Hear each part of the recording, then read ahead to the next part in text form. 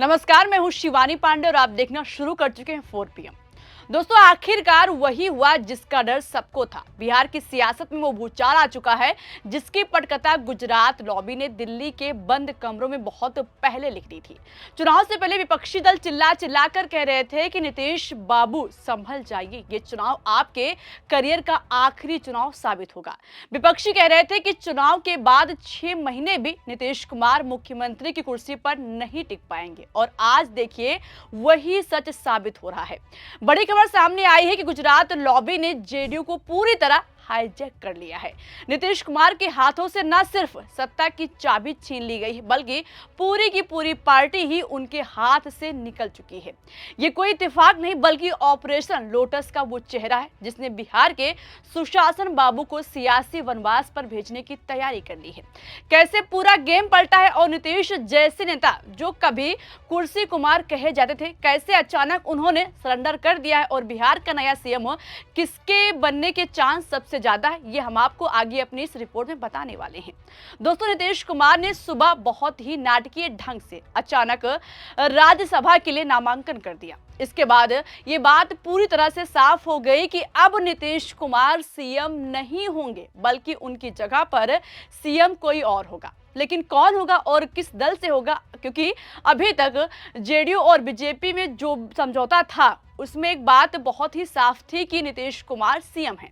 उसके लिए बीजेपी ने अपने 2 डिप्टी सीएम बनाए, यहां तक कि विधानसभा अध्यक्ष का पद भी बीजेपी ने अपने हिस्से में रख लिया। आज सत्ता की आंखों में आंख डालकर पत्रकारिता करना मुश्किल हो गया है। हम पर मुकदमों से लेकर चैनल को बंद करने का दबाव बनाया जा रहा है। मुश्किल दौर है लेकिन हम हार नहीं मानेंगे, इसलिए 4 PM को ज्यादा से ज्यादा ज्वाइन करें और स्वतंत्र पत्रकारिता को जिंदा रखने के लिए जितना हो सके हमारा आर्थिक सहयोग करें। उम्मीद है कि आपके सपोर्ट से ये जंग भी हम जीत जाएंगे। तो आखिर में अब नीतीश से सीएम पद छीनने का बड़ा गेम कर दिया है। आपको बता दें कि ये कोई साधारण बात नहीं है कि नीतीश कुमार को सीएम की कुर्सी से हटाया जाए, बल्कि इसके लिए पूरी तय और बहुत ही तगड़ी वाली स्क्रिप्ट तैयार की गई है। इसके लिए जेडीयू के कार्यकारी अध्यक्ष संजय झा को एक्टिव कर दिया गया था। वो चुनाव के बाद से ही नीतीश कुमार के लड़के निशांत कुमार को लेकर घूमने लगे थे। आपको बता दें कि जेडीयू के 2 अहम नेता ललन सिंह और संजय झा पहले से जेडीयू में गुजरात लॉबी के आदमी माने जाते हैं। कहा जाता है कि सीएम का पद रहा हो या फिर सीटों का बंटवारा, इन दोनों नेताओं ने जेडीयू को बराबर की सीटें दिलवाई थी और सीएम पद के बदले गृह विभाग सम्राट चौधरी को दिलाने का खेल खेला था। और अब इस खेल में भी इन संजय झा का बड़ा रोल बताया जा रहा है। अंदर खाने की खबर तो ये है कि चुनाव के बाद से ही संजय झा जो फंड लेकर दिल्ली और पटना के चक्कर काट रहे थे वो अब कामयाब हो गया है। जो नीतीश कुमार अपनी कुर्सी के लिए पल पल में पाला बदलते थे, आज उन्हीं को अपनी कुर्सी छोड़ने पर मजबूर कर दिया गया है। तय ये हुआ है कि अब बिहार का मुख्यमंत्री बीजेपी का होगा। और चौंकाने वाली बात सुनिए दोस्तों कि नीतीश कुमार के बेटे निशांत कुमार को डिप्टी सीएम बनाया जा सकता है। आपको बता दें कि जब से नीतीश कुमार सीएम बने थे तब से निशांत कुमार को राजनीति में लाने की रट संजय झा लगाए बैठे थे और उसके बदले नीतीश कुमार के सीएम पद से बड़ा खेल कर दिया गया। यानी नीतीश कुमार को मुख्यमंत्री की कुर्सी से हटाकर अब सीधे राज्यसभा भेजने की तैयारी है। जो शख्स कल तक बिहार का बेताज बादशाह था, आज उसे एक बेबस बुजुर्ग की तरह किनारे लगाया जा रहा है। क्या ये नीतीश कुमार का अपना फैसला है या फिर पीएम साहब के चाणक्य जी की बिछाई हुई बिसात जिसमें नीतीश खुद मात खा गए? दोस्तों, सोशल मीडिया पर एक तस्वीर वायरल हो रही है जो सारी कहानी बयां कर रही है। ध्यान से देखिए इस तस्वीर को। ये तस्वीर आज की है और इस समय बहुत तेजी के साथ वायरल हो रही है। जब नीतीश कुमार राज्यसभा के लिए नामांकन करने गए थे उस दौरान की ये तस्वीर है। फोटो में साफ देखा जा सकता है कि नीतीश कुमार और उनके साथ के लोगों के चेहरों से हवाइयां उड़ी हुई हैं, जबकि फोटो में पीएम साहब के चाणक्य जी मुंह दबाकर हंसने की कोशिश करते दिख रहे हैं। इससे साफ है कि कहीं ना कहीं ये कुछ ना कुछ बड़ा खेल हुआ है और यही वजह है कि जेडीयू कार्यालय पर हल्ला मचा हुआ है, क्योंकि कार्यकर्ता बेवकूफ नहीं है। वो जानता है कि हो क्या रहा है। भले से नीतीश कुमार कुछ नहीं बोल रहे हैं, लेकिन सच यही है कि पटना कार्यालय पर कार्यकर्ताओं में भारी गुस्सा है। प्रदर्शन हो रहे हैं, जेडीयू की नेता और कार्यकर्ता परेशान है क्योंकि उन्हें समझ आ गया है कि उनकी पार्टी अब बीजेपी की बी टीम भी नहीं रही बल्कि पूरी तरह बीजेपी में विलीन होने की कगार पर पर है। विपक्ष का सीधा आरोप है कि संजय झा और बीजेपी के कुछ चहेतों ने मिलकर पूरी पार्टी को हाईजैक कर लिया है। शुरुआत से ही जो है इस बात को कहते रहे हैं कि चुनाव के बाद जो है नीतीश कुमार जी को भाजपा के लोग मुख्यमंत्री पद पे नहीं रहने देंगे। हमने उस समय भी कहा था कि ये महाराष्ट्र मॉडल जो है रिफाइंड तरीके से बिहार में जो है लागू करेंगे। आज वो बात जो है सच हो गई है और जो जन आकांक्षाएं हैं इस सत्ता परिवर्तन के खिलाफ हैं। सभी लोग जो भी जन भावना लोगों की है इस सत्ता परिवर्तन के खिलाफ है। हम नीतीश जी के साथ कुछ दिन काम भी किए, उप मुख्यमंत्री भी रहे, लेकिन ज्यादातर जो है हम विपक्ष में रहे। हम लोग सब लोग जानते हैं। आप मेरा एक बयान देखिएगा, जब नीतीश कुमार जी जब दोबारा हम डिप्टी सीएम बने, उसके बाद जब दोबारा वो 28 जनवरी 2024 में जब हम लोग को छोड़ के गए थे, तब उनके पास कोई वाजिब वजह भी नहीं थी कि हम लोगों को क्यों छोड़ा था। उस समय भी हम लोगों ने ये कहा था कि भाई बीजेपी जो है जनता दल यूनाइटेड पार्टी को खत्म कर देगी, अब जनता दल यूनाइटेड पार्टी अब बचेगी नहीं। हमारी पूरी सहानुभूति नीतीश कुमार जी के प्रति है।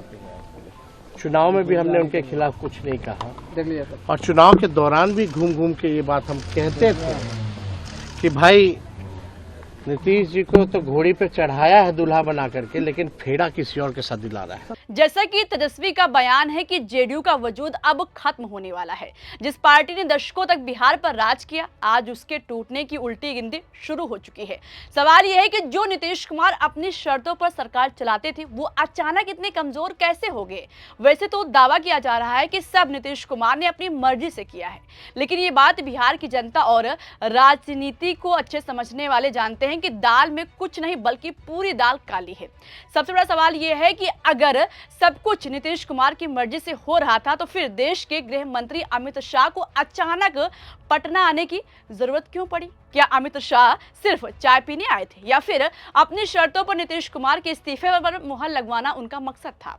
अमित शाह की मौजूदगी ये बताने के लिए काफी है कि ये फैसला नीतीश का नहीं बल्कि बीजेपी की गुजरात लॉबी का है और इस पर बीजेपी रिजल्ट के बाद से ही काम कर रही थी और जेडीयू में अपने लोगों को नीतीश के आसपास छोड़ दिया था और नीतीश कुमार को अब मनाने में निशांत के बहाने कामयाब हो गए हैं। लेकिन इस सबके बीच जो सबसे बड़ा सवाल है वो ये है कि अगर नीतीश राज्यसभा जा रहे हैं तो अब बिहार का सीएम कौन होगा। क्या निशांत कुमार को बीजेपी सीएम बनाएगी? तो जवाब है कि ऐसा बिल्कुल नहीं है।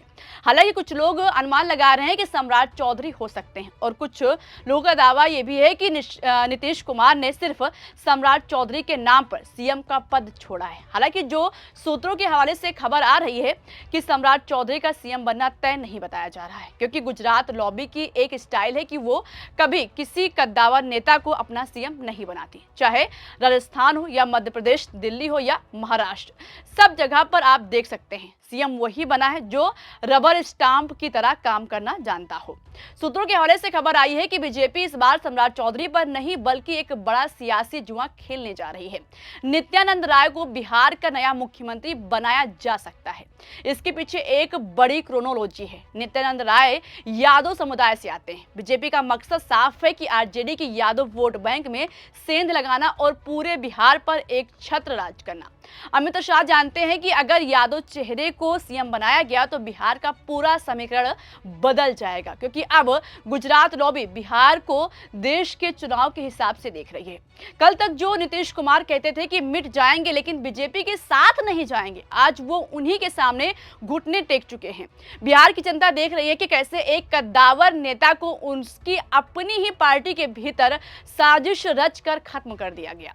नीतीश कुमार को राज्यसभा भेजकर बीजेपी बिहार से क्षेत्रीय छत्रपों का नामो निशान मिटाना चाहती है। दोस्तों, क्या नीतीश कुमार ये अपमान चुपचाप सह लेंगे या फिर जेडीयू के अंदर कोई बड़ा विद्रोह होगा? क्योंकि अगर जेडीयू के विधायकों ने बगावत की तो बीजेपी का ये ऑपरेशन लोटस उल्टा भी पड़ सकता है। बिहार की सियासत आज एक ऐसे मोड़ पर है जहां नीतीश कुमार का युग अब ढलान पर है और बीजेपी का कब्जा मुकम्मल होता दिख रहा है। लेकिन पीएम साहब और उनके चाणक ये भूल रहे हैं कि बिहार की जनता बहुत समझदार है। जो खेल उन्होंने महाराष्ट्र में खेला है, जो खेल उन्होंने मध्य प्रदेश में खेला है, क्या वही खेल बिहार में कामयाब होगा? नित्यानंद राय को सीएम बनाकर यादवों को लुभाने की ये चाल क्या रंग लाएगी या फिर बीजेपी की ये हाईजैकिंग उसे 2029 में ले डूबेगी? दोस्तों, आपको क्या लगता है, क्या नीतीश कुमार को जानबूझकर साइडलाइन किया गया है? क्या बीजेपी का यादव कार्ड बिहार में काम करेगा? अपनी राय कमेंट बॉक्स में जरूर बताइएगा। वीडियो पसंद आई हो तो लाइक और शेयर करना मत भूलिएगा। देखते रहिए 4 PM। नमस्कार।